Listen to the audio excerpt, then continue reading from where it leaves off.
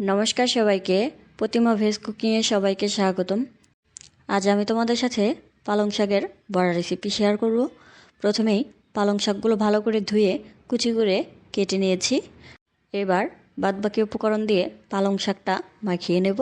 প্রথমে দিয়ে দিচ্ছি পরিমাণ মতো লবণ, এবার দিয়ে দেব পরিমাণ মতো হলুদ গুঁড়া, আর দিয়ে দেব পরিমাণ মতো মরিচ গুঁড়া।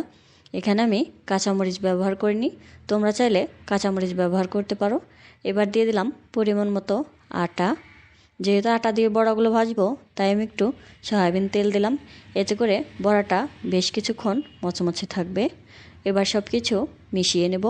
এখানে যদি জল লাগে তাহলে অল্প করে একটু জল দিতে হবে। ভালো করে মেখে নেওয়া হয়ে গেছে। এবার বড়াগুলো ভেজে নেব। চুলায় কড়াই বসিয়ে দিয়েছি। এবার দিয়ে দিলাম সয়াবিন তেল। তেলটা একটু গরম হয়ে আসলেই এবার বড়াগুলো ছোট ছোট করে দিয়ে দেব।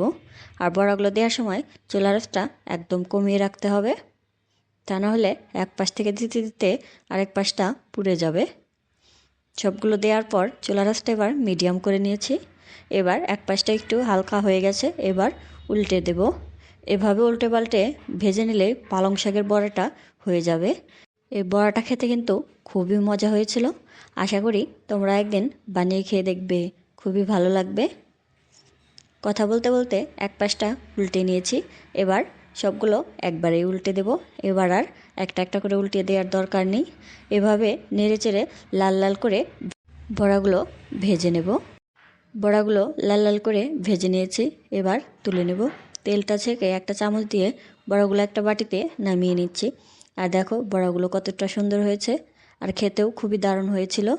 আজকের এই রেসিপিটা তোমাদের কেমন লাগলো অবশ্যই কমেন্ট করে জানাবে। সবাই ভালো থাকবে, সুস্থ থাকবে। নমস্কার।